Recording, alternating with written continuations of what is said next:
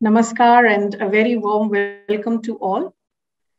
My name is Belu Mehra and I am Senior Academic Mentor at AuroBharati, which is a vertical of Sri Aurobindo Society that studies and conducts research on how the eternal and timeless spirit of India is being reborn and renewed in forms that are relevant for today and tomorrow.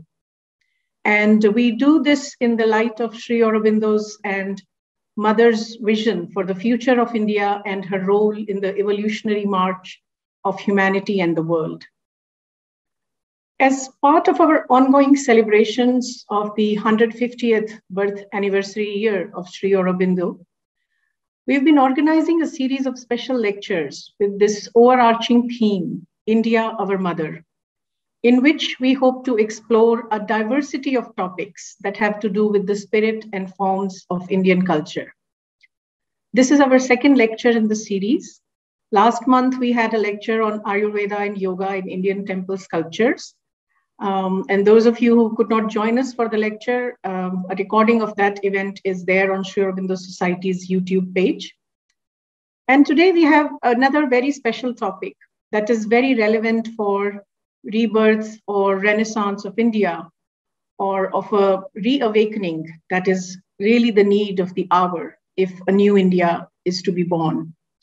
So interestingly, at AuroBharati, our tagline is "From past dawns to future noons," which is a phrase that we've taken from a very famous sentence from Sri Aurobindo's essays on the Gita. We do not belong to the past dawns, but to the noons of the future. So the topic that we have today, a youth seeking for truth from Vedanta to Sri Aurobindo, that's really fits in perfectly with this vision. So we'll be hearing shortly from our speaker, Dr. Shivaram Prasad, a young aspirant, about his journey of seeking a deeper, a higher meaning and purpose in life, his seeking for truth. But before we do that, I want to invite my colleague, Ms. Shweta Shekhar, who is representing AuroYajna. AuroYajna and AuroBharati are collaborating together to bring you these lecture series. And I want her to say a little bit about what AuroYajna is, and then invite my other colleague, Mr. Ram Kumar Loganathan, to introduce our speaker. And then the floor is Dr. Shivaram's. So, Shweta. Thank you, Veludi. Namaste and a very good evening to one and all. So, a few of you know what AuroYajna is already doing. Few of you are already connected with AuroYajna. And to those who are now just very newly going to get introduced to AuroYajna. AuroYajna is basically a vertical which had started to what Sri Aurobindo has said, all life is yoga. AuroYajna is striving to understand, to study what Sri Aurobindo is saying and try to implement and practice that way of yoga, what Sri Aurobindo has suggested, advised. So in AuroYajna, mainly we are focusing on the physical part of the yoga, which Sri Aurobindo has given a lot of emphasis in his yoga. In his yoga, he says now the body must be, the adhar must be prepared and developed to take up the new form of this yoga, the integral yoga. So AuroYajna is mainly focusing on physical, but of course, Sri Aurobindo has said all life is yoga, and his yoga is an integrated way of sadhana and yoga. So definitely the other parts and the other planes of the being are of course going to be addressed and worked upon. So this is what I can very briefly introduce what AuroYajna is striving towards. Thank you. Mr. Ram.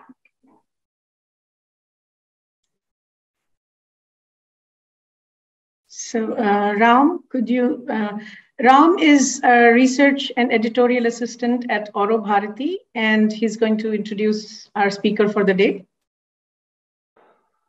Thank you, Beluji. I'm really happy to welcome our young and vibrant guest for today, Dr. Shivaram. So he is from the city of Kolar, from Karnataka. And Dr. Shivaram is a graduate in dental surgery, and he is currently pursuing a master's degree in Yogic Sciences from a yoga university in Bangalore. It is Swami Vivekananda Yoga Anusandhana Samastana. And he is an explorer of life, a sadhak, a research volunteer for our AuroYajna also. And he is a keen student of Advaita Vedanta, Mahabharata, and Sri Aurobindo's integral yoga. And above all, like our event's title says, he is a youth who is seeking for the truth, and he is also a seeker of the spirit of Indian culture. And I am really delighted to welcome him today for this an interactive discussion or interaction. And I like to welcome Dr. Shivaram and all the audience with a small flower, a beautiful flower which I got today. So before the event, and yeah, welcome everyone. Over to Dr. Shivaram. Just one more thing I would like to add very happily, that Dr. Shivaram has now joined AuroYajna as a research associate.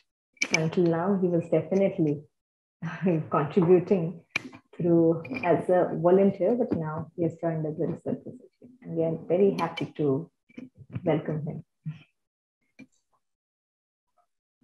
Thank you so much. I hope I'm audible.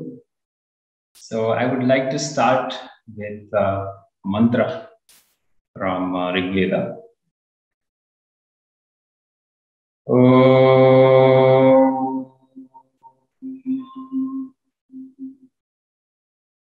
Gadana antva ganapatigum havamahe kavim kapedamupamashravastamam Jeshtarajam brahmanam brahmanaspata anashrinvannotibhisti dasadanam Om Shri Mahaganapataye Namaha. Namaste. Thank you for inviting me and also giving me this great opportunity to interact. So I would start with this understanding of what really is a youth, or who is a youth actually. So I was going through this, in Sanskritam, the language which is well perfected, samyak kritam, that which is beautifully done, that is Sanskritam. So the one who studies this language allows himself to, or herself to kind of immerse oneself in that language, becomes Sanskritam. And this is a long process. So one of the words for youth is yuvaha, or yuvakaha, or yuvaki, yuvati, and many of these things. There is one definition of youth in the context of age. That is any being or any person in this context who, just a second, am I audible? Yes. Yes. So any being in this context, there is somebody's screen. Yeah, yes. Okay. Who lies in the age group between 16 to 30 is called a youth or a yuvaha. And this is there in one of the dictionaries called the Shabda Kalpadruma. And another definition says the one who lies in the age group of 16 to 70, he's a youth. So all of us who are here have the youth within us who expresses in many ways. So a little bit of about myself as a person, as an expression on the planet. So I did study physics, chemistry, and biology in my 12th. That was during when I was a teen. And I started getting this kind of a question then. Why is things the way it is? Isn't there anything other than this? Why should people do whatever they do? Well, because that time you are young and you're mostly into the kind of a pressure that, peer pressure that you have to do this, you have to do that, then you have to get a job, and then life happens, and then you don't even want to think about what really death means, and you want to be as comfortable as possible. So that was the conditioning with which I was studying my 12th, and somehow I cleared that, got somewhere around some 70% or something. And then after some attempts, I entered dental surgery. And the only reason I entered dental surgery, to be very honest, was there was a doctor which was given to you or awarded to you in the front of your name. And then I was like, okay, let me just take it. I had some interests in understanding wildlife and nature, just natural history, basically. Then, but I recognized that as I was going through that process, that you in fact can put your effort in anything that you want. There is no such thing that this is my passion and I have to only do this. There's no such thing like that. But there is a kind of an honest, effort that one can put in anything, and that usually gets accomplished. So this happened. Then I cleared my dentistry, and so when I finished my final year, I was a good student. It's not that I was failing through that or something. I was a good student. But in my third year, I started getting these questions. They were becoming more and more concrete, and they started digging through me. And I wanted to know what is happening in life. Why do people behave the way they behave? And just 2 years before that, I was inspired by a movie, a Sanskrit movie called Shankaracharya by G.V. Iyer. And right after that, I remember writing on in my diary that what is this Maya and how to really come out of this Maya? And the answer which I was writing down was if you really want to come out of it, study Shastra, study Upanishads, study Gita, study this, that, and properly study your dentistry so that you can apply it properly and go through it, get through it. And that was the answer. This was a small answer when I was somewhere around 18s or 19s, 2013. And then later in my final year, right after I finished my exams and I also got a good scoring, I somehow didn't feel happy. I didn't feel that I have accomplished something, even though there were some gold medals and all of those things that were awarded. I was not happy, and this was a big question to me. And that put me into a much more fundamental question: that what really is happiness? And why is it that every person is seeking happiness?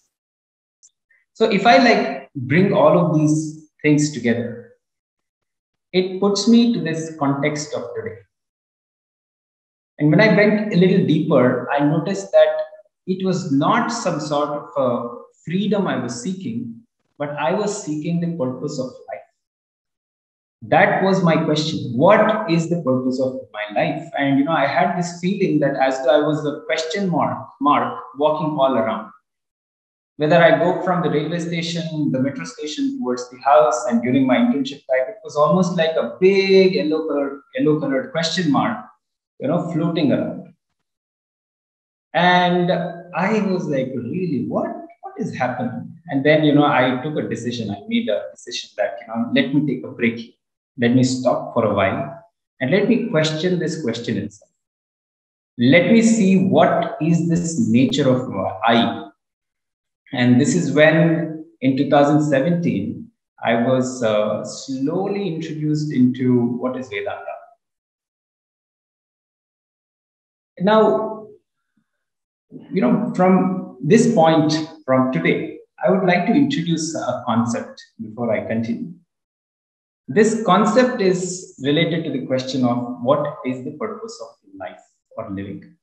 And in our Shastras, whether it is Itihasa Purana, whether it is the Upanishads, which are the Vedanta, and also the Vedas, which are the Purva Bhaga, you will notice that there is this concept or this kind of an understanding called Purushartha. And this, I was doing these kinds of questions and interrogations within myself, and I was coming towards this understanding. So in life, everybody just wants to stay alive naturally. They're okay with death that happens by itself after old age in some ways. But till the time you are able to speak, walk, and think, you want to keep yourself alive. And this is common, not just between human beings, but also animals, trees, fish, and then birds, and many, many other things, all living beings, in fact. This includes the wanting or the need for shelter, food, and mate, and wanting a little bit of social comfort, and so on. So this Purushartha, or this pursuit, is called the Artha Purushartha. And I understood, most of the time this is what we are doing. But is life only this much? Are we just going behind some basic needs to live? Even a dog does the same thing. Even a tree does the same thing. What is my purpose? So, that paradigm didn't really answer what was my purpose. Then I started observing a little more and studying a little more. And then, the imagery is that, you look at these dogs on the streets in the afternoon, sleeping under a tree, relaxed, happy. And you see that, this is a little different from the dog which was, running behind food. It is seeking comfort. So I recognize that, we all do seek comfort. We all want to be comfortable in our lives without any sort of a pain, discomfort. And this Purushartha, where we watch movies when we become bored, when we read books when we feel time is going slow, or when we listen to some sort of a music, this kind of a Purushartha is called Kama Purushartha. And that even again, all the animals do. But what is really different between that and this being? And that's when, I started going a little more deeper, and I understood something which was very interesting. Nature has a lot of laws hidden behind it. If you really look towards the east, and right now I'm at Pondicherry, and I look towards the east, and there's this beautiful sunrise that happens in the morning. And after a period of time, there is a sunset that follows the sunrise. There is a noon and then a sunset. And I was noticing when there is a cyclone, which might hit somewhere, the waters, the color of the waters, the sea, it changes and becomes much more darker and becomes brown. So there is some sort of an order in this universe. And human being, this being, has the ability to decipher that order, has the ability to look a little deeper with it. It's like the lid, which gets opened up, and then you start looking at all these different kinds of cookies which are kept in that jar. And humans can utilize that knowledge and come about certain creations. They can use it in creativity. And that's when I recognize that this kind of an ability can either lead to a damaging effect on the collective, or it can be used or utilized to bring a welfare or a well-being in the collective. So that's when the dharma's concept started dawning upon me, that it is something of human. It is something which is special to this being. It can understand dharma, and in fact, it can choose to present dharma in a much more beautiful way. Dharma doesn't really mean religion. Dharma is actually more of a function. In animals, you don't see this function like, an aspiration to bring a collective well. They're just working according to the order. But for a human being, he can in fact envisage, imagine, and he can also realize that, manifest that without. So the one example which I would like to give is, we all know that we see that in the sun, there are these fusion reaction which is happening. And the scientist would, uncover that or discover that process of fusion. And later, a person who knows technology comes about making something, a technology that can generate the same amount of energy by bringing maybe two hydrogens together. And now this, when it when it goes to the next level, it can be either used for the welfare of the collective or for the destruction of the collective. Now that which leads to the welfare of the collective becomes dharma, and that which leads to the destruction of the collective becomes adharma. And when I say collective, I don't just mean human beings, but all the beings, because we all are fundamentally co-contributing to this process of life. Just like how you have so many cells in your body which are co-contributing towards your welfare. And I think this is the best thing I learned in dentistry. That was, if you can take care of just these 32 teeth and the gums, the dental and the periodontal structures, your health actually becomes better. You start having good sleep, and your diabetes comes down, your hypertension comes into control. So I understood that we also are like these small investing tissues, these tissues which are holding up the teeth. We also need a little bit of cleaning. Now the question comes, what is the cleaning? What am I supposed to be cleaned of? What is the dirt which is there? And that's when Vedanta is so important, because that is the fundamental teaching. So this is how my introduction to Vedanta occurred, through one of the courses which is put out on YouTube. It's called Aparoksha Anubhuti. And this was by Swami Sarvapriyananda. All of you must have heard of his name. And Swami, during that course, when I was listening to that, I had no clue about Sanskrit language.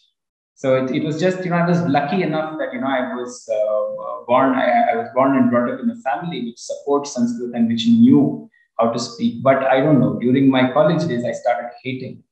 And because of that, I also just passed in the language of Sanskrit. I got some 46 on 100.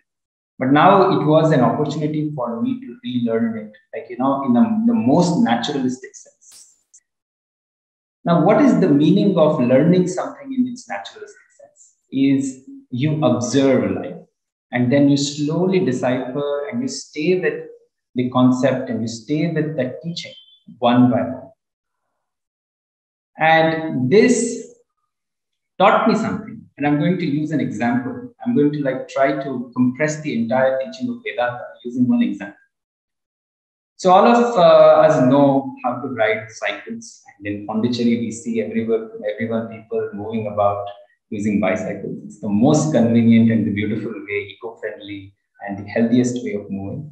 And I also use a cycle by myself, back at home. So a cycle by itself has a front tire, a rear tire, there is a pedal, a chain, a frame, a handle, brakes, and even something which makes sound, a bell, and a seat, of course. And all these things are there. Now, what happens in life is that the cycle forgets what it is. And the cycle starts having a conflict within itself. The front wheel starts saying that, I'm the person, I'm the best one. Without me, you can't move forward. And then suddenly there is a comment by the back, the rear tire, that says that, oh, without me, you can't really be moving. And then suddenly the pedal comes and says that without my power, you can't really move at all. And then the frame says, who is the one who's holding you? And then the handle says, oh, without me, you can't even navigate. Forget balancing. And the seat says, without me, the rider can't sit at all. So, I'm the most important, I'm the most important. But all of them are fighting amongst each other. Vedanta is that teaching which removes the root of this fight. And what's the root of the fight? The notion that I am a separate individual. The tire thinking that I am a separate tire. The rear tire thinking that I am the separate tire. The handle thinking that I am someone separate. And the frame saying that, without me, the frame, none of these things can be there. This is the mala. This is the dirt. And this needs to be removed. Now, how do we remove this dirt? How does the cycle now remove this dirt? And if you try removing I, you will notice that you can't remove this I. It doesn't work at all. It is so difficult. And we have traditions and practices which try to negate this I, and it also fails to an extent.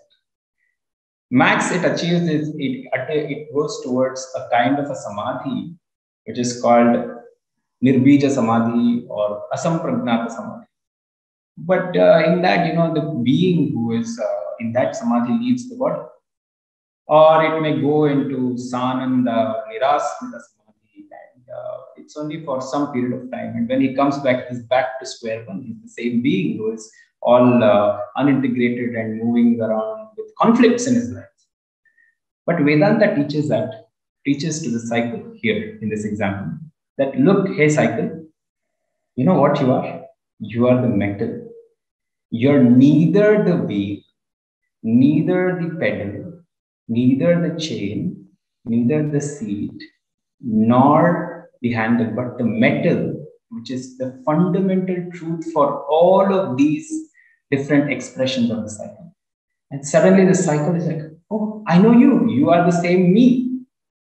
It is the same metal expressing itself as the frame, expressing itself as the tire, expressing itself as the chain, and so on. So suddenly the cycle gets reintegrated. It was already integrated. It just recognized its integrity. It says, I am the one being. And similarly, Vedanta, I use this example and pointed towards what are we? What is this I? I call myself I, this person. So if you remove this I, this person, you will notice that this I is common for all of us. We all call ourselves I, so and so.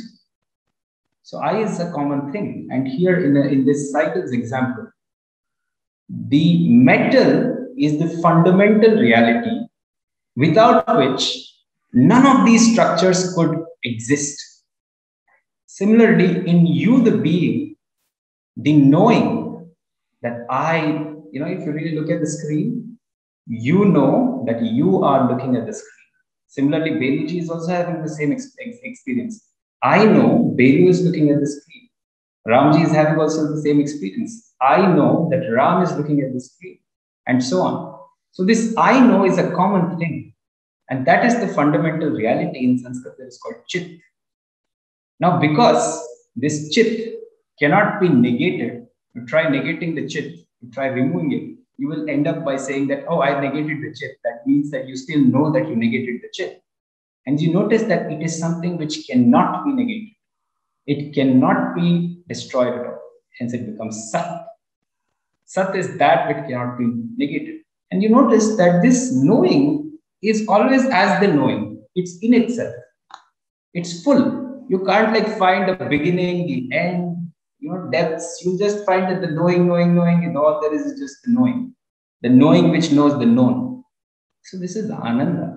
This is Satchidananda.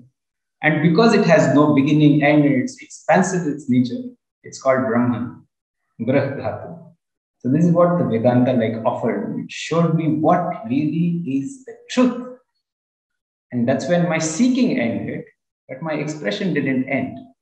And the expression of this truth becomes integral yoga, that is, all life is yoga.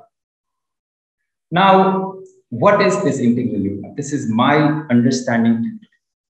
And there is a lot to be understood as we go further. Because it is not that I do the yoga, but it is the Prakriti which does the yoga. Mother which does the yoga. And it is the words, for example, that I'm speaking. It's not my words. I didn't fabricate it.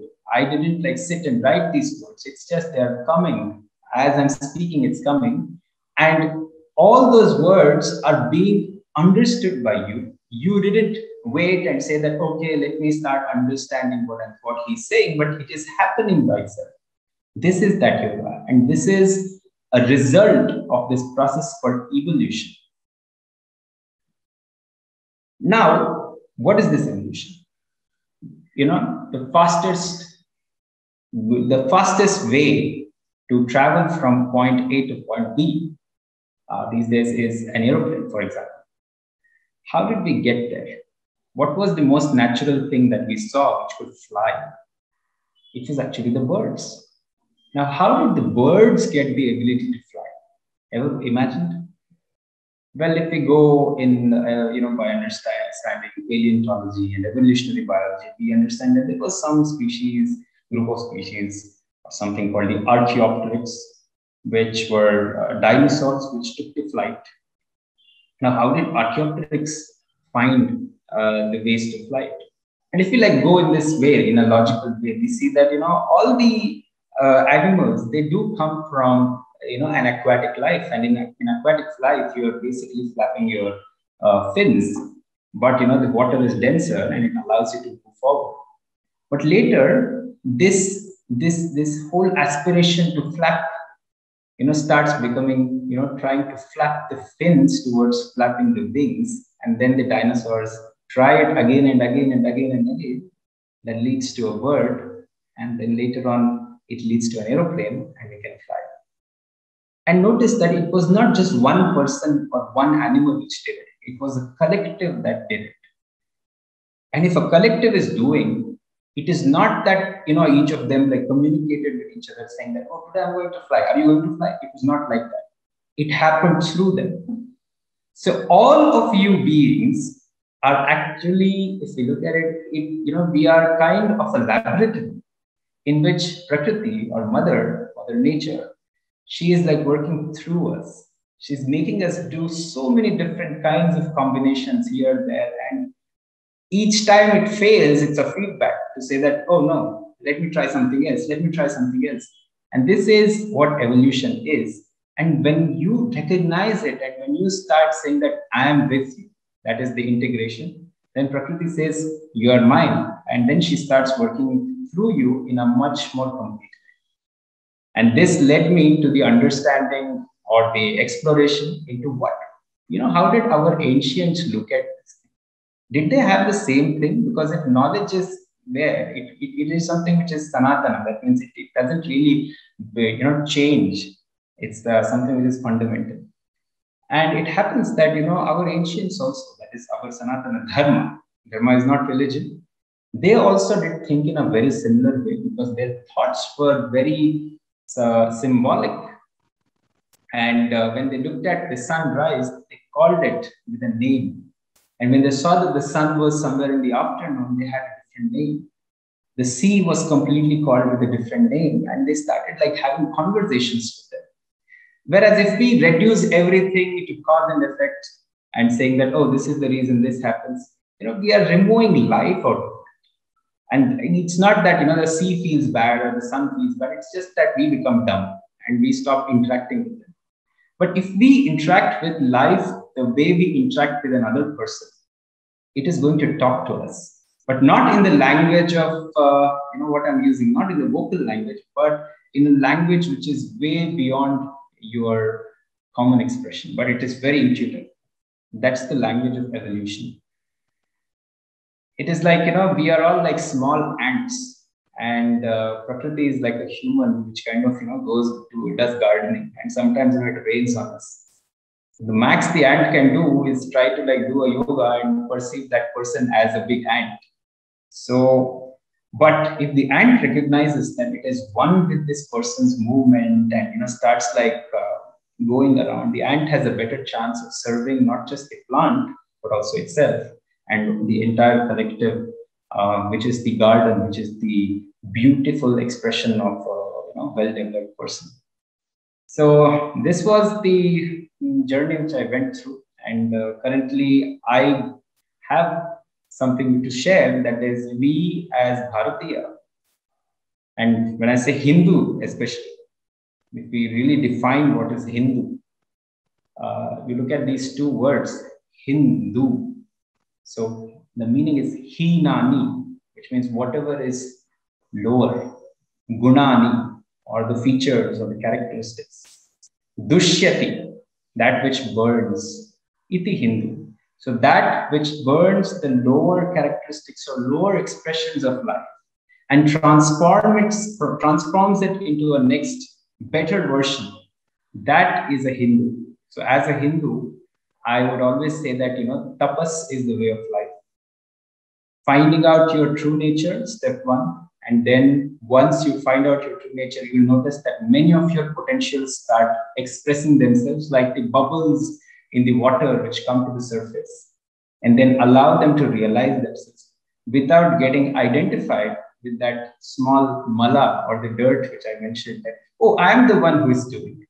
So just remembering this and then surrendering whatever is there under the feet of the great Mahat, the Prakriti Mother, that is what I'm going through, and that's what I would like to share. Thank you. Any questions, please ask me.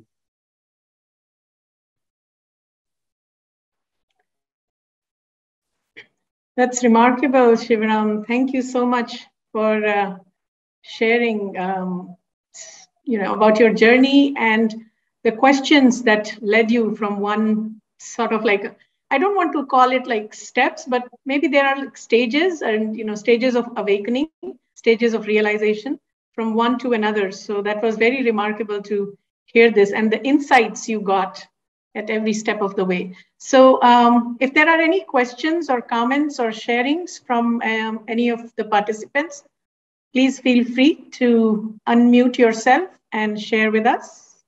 So maybe I'll start with a question to Shivaramji. As you also, if you have given the definition, what you have realized as a youth, can you please just share that, youth, as a youth, we have many, opportunities to get diverted or distracted from the current aim of their life. You cannot say the ultimate aim, but maybe whatever the studies they're pursuing or whatever. So if you can, by your own experience, or if you have realized something, that how a youth can, keep that energy intact and know how to ride on the path. Yeah, sure. So the question, I'll just repeat it once more so that I'm also clear about it. So how is it that the youth kind of like recognizes his purpose so that he doesn't waste that youthful energy within? And how is it that, that can be like channelized? That's the question, correct? Fine. See, the first thing is that it all starts with the understanding of what really is needed. So, every youth, I feel, should stop for a moment. Don't like get too restless to do things. Like, I have to do that, I have to do this, I have to do that. That is just, going to, create more and more repercussions after that. But stop for a moment and ask yourself, what do I require to just live? And then, go through this question for a long period of time, because it's a conditioning that we have acquired, that we have kind of like got to identify with being an animal. And here, when I say, being identified with being an animal, I mean it in both the senses that, it is not something which is adding to the process of evolution. And that is true because, Prakriti also, her subconscious working, how Prakriti works, she also kicks you and wakes you up that saying that, you got stuck. And then you question it. So the first thing to do is inquire that what am I doing or why am I doing? The question is why. Once you come to that inquiry, you will understand how much you require to live. Once that happens, you start looking at life and you say, what is my area of activity? What can I start with? How much can I really contribute with my faculties of action? That basically means like, by using my speech or my body or even with my thoughts. So you start recognizing that in the sense, You go, you meet people in the sense with people who are doing some collective activity. Because in any sort of a collective activity, this notion that I am the doer starts coming down, because there is always a person who has started that activity.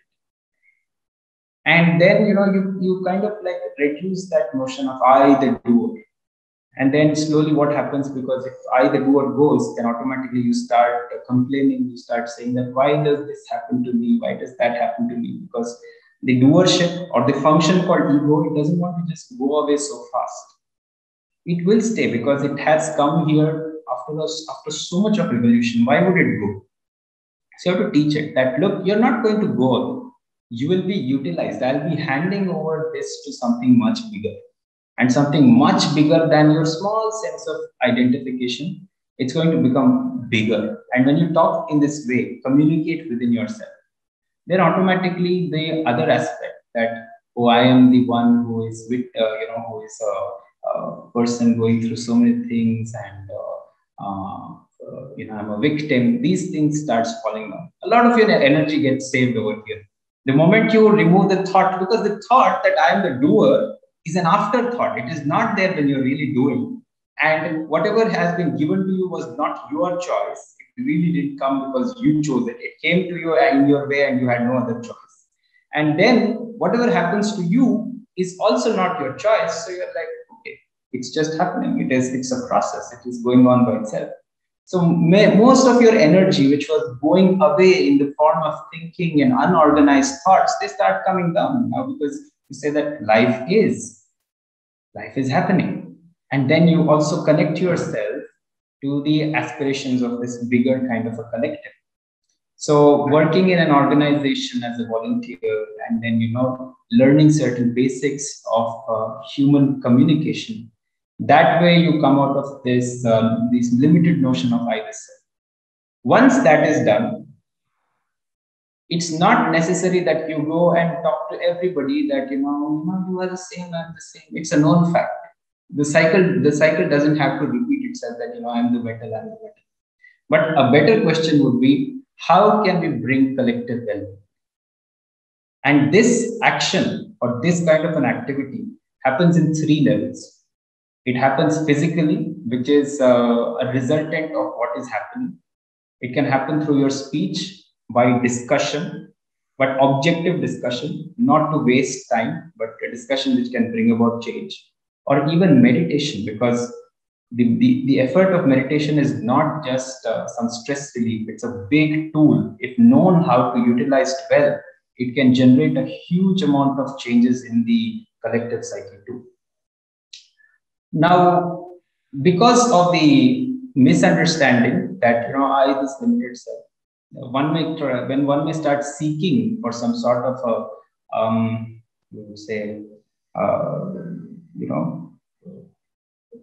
not getting the word, but one may start seeking some sort of like, oh, you're doing the right thing, you're doing the wrong thing, some sort of an approval. You should rather be ready to say that, I'm ready to take whatever failures that, Mother Nature wants to give me.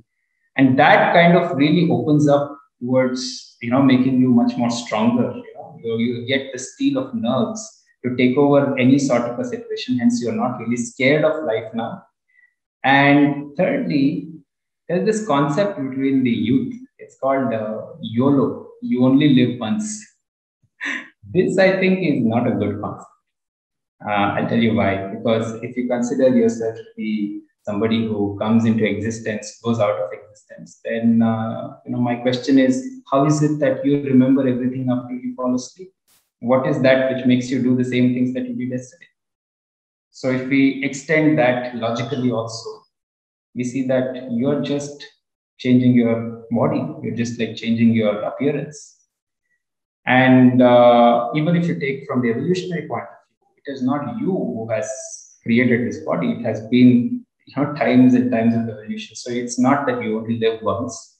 You do repeat your lifetimes, but maybe not as the same person, but with even with different psyches and with different personalities. But your work is driven fundamentally by Mother Nature herself.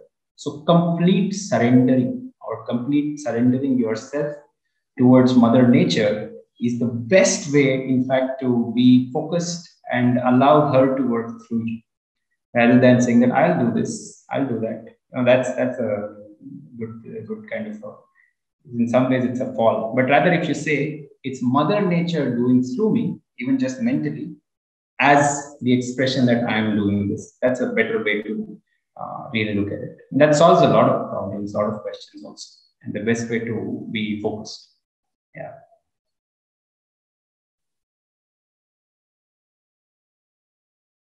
Have I answered your question? That's more important in some ways. Yeah. And just listening to you, I'm thinking these are exactly the kinds of things that should be part of conversations at higher school level and college level. This is the way to kind of, the self-inquiry, the self-exploration. And that's exactly what is missing in most of our curriculum offerings that we have. This kind of knowing of the self, or becoming aware of the movements that are going on within oneself. So you're kind of like laying out a blueprint of that curriculum also. Let's see if others have any questions or comments or thoughts they would like to share. I will just add one more thing just before that. So the one more thing is like, when we start inquiring about the self, you will also have to inquire about death, because, we see people dying. And usually many people don't want to talk about it because, there is this kind of a myth, or, which has come that, oh, if I speak about something, what if it comes true? Because last night I dreamt about something and it came true. So I don't want to talk about death. Nothing's going to happen. You can imagine yourself dying. There's nothing, you're not going to die, suddenly, because you also have a purpose. So until that is completely fulfilled, you're not. Yes, please. Shilpa, I think you have a question. Yes. Yes. So Shivaramji, I have a question. First of all, hello, everyone. Okay. And so probably if I'm just going off track, so help me to, correct my understanding. But when we say, or when you were just now, explaining about I, and then how our aspiration, and then how we should unite ourselves with the divine, or, also you spoke about the collectivity. But just as in, like, when you have some aspiration, and sometimes you're still bound, or bound with some other responsibilities, and someone is dependent on you. So how you should, identify your own responsibilities, and how much you should give yourself that freedom, that you're still able to aspire, or gain what you are looking for, but you're still not leaving someone behind, and not imposing your thoughts on that little person. So I just want to understand like how we should go to that path. Yeah. Yes, good question. So I will again confirm it.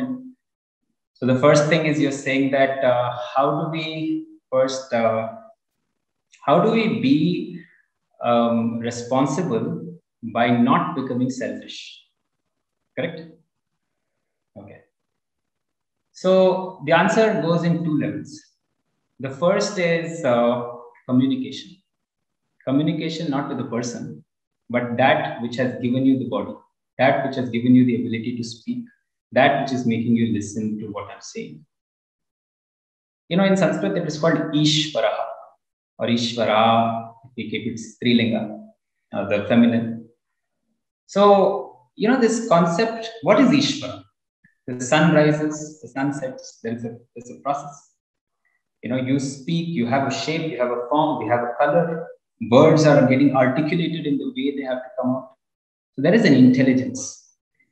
Directly talking to the intelligence is the first step. That, look, I have these aspirations. Look, I have these desires. I don't know really how to solve them because I'm confused right now. And that's the reason I'm contacting you. You solve it for me. So that's the first step. In that process, what's going to happen is that either you get what you wanted, or the desire goes away. There are these two possibilities.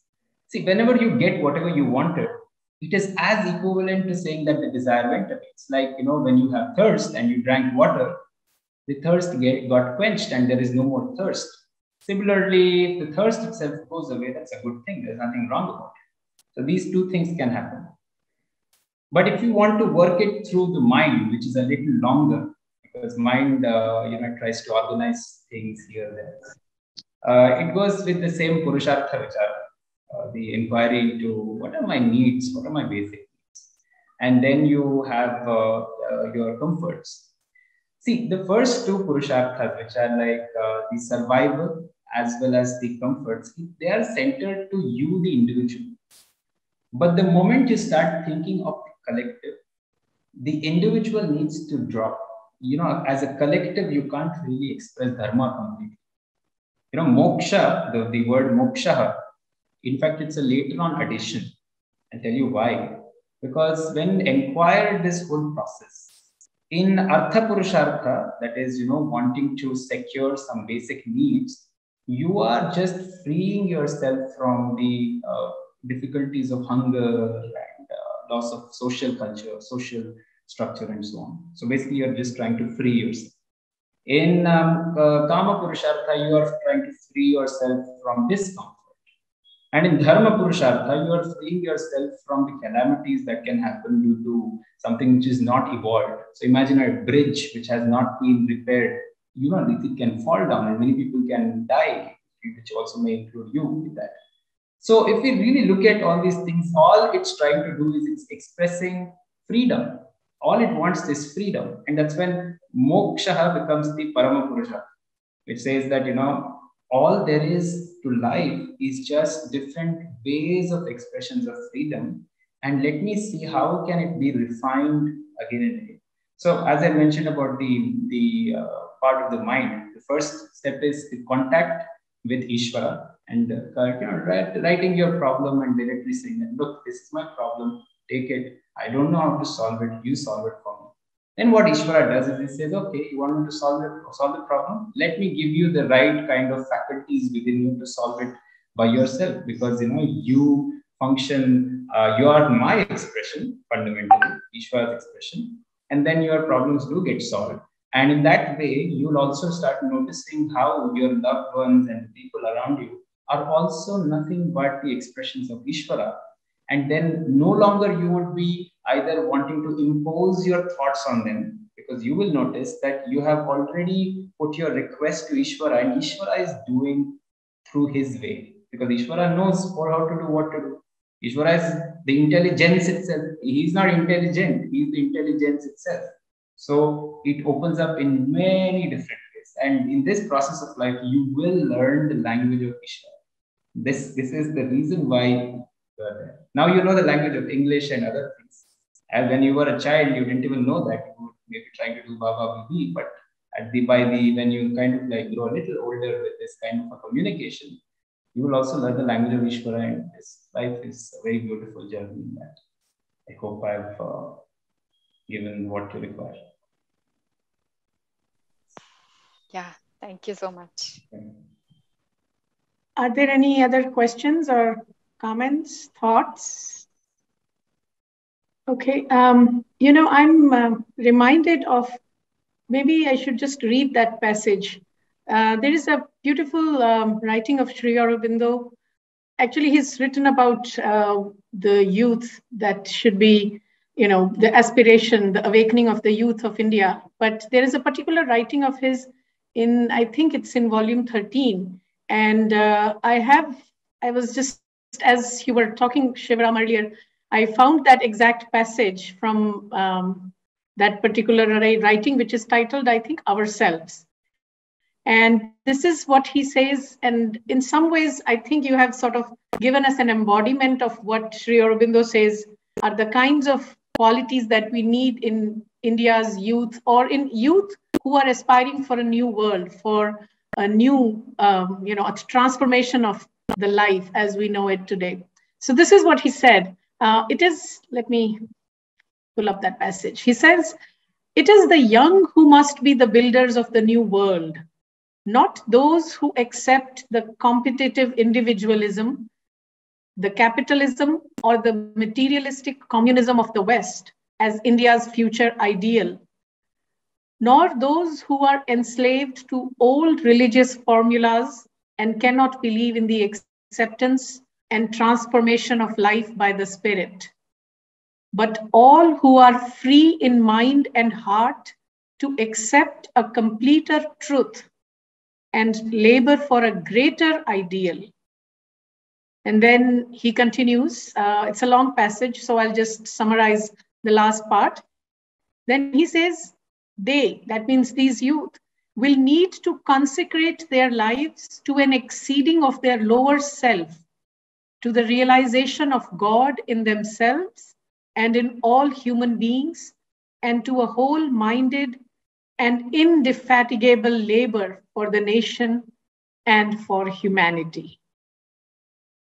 So this is exactly what I think in so many, in sort of this brief 1 hour, 40 minutes or so, you kind of summarized what you are trying to embody in you, the seeking that you are, the path that you are on, the journey that you are on. And it's been really inspiring to listen to that, and I'm sure the rest of our group participants feel the same way. So if there are no more questions or comments, if there are any, you can always please contact us through Sri Aurobindo Society's Facebook page or through any of other, through AuroYajna or through AuroBharati email IDs. So we'll be happy to seek answers for that. So I think, Shweta, do you think we have any last concluding words before we thank Shivaram for the time he spent with us? And also, I think if you have any more questions, we can always provide you Shivaram's email ID in the next few days, and you can contact him directly. Right. It was really very apt and very, very beautifully explained, and you took us through your whole journey very briefly, but very, very beautifully. So I think we should just conclude. And first of all, thanks Shivaramji for spending this much time. And we should mention, I don't know if Ram mentioned in the introduction, Shivaram is probably the youngest among the whole participants here. He's just finished, completed 27. So very inspiring. India is in safe hands. India is in good hands. The world and humanity is in good hands. So thank you so much, Shivaram. And we'll conclude. We'll just sit in silence and let this be an offering to the Divine Mother. Yes. I would like to just conclude with a mantra, because I've been, it's a habit of doing that. Yes, please. So after the mantra, we'll just sit in silence and then we'll close the meeting in a few moments after that. Thank you.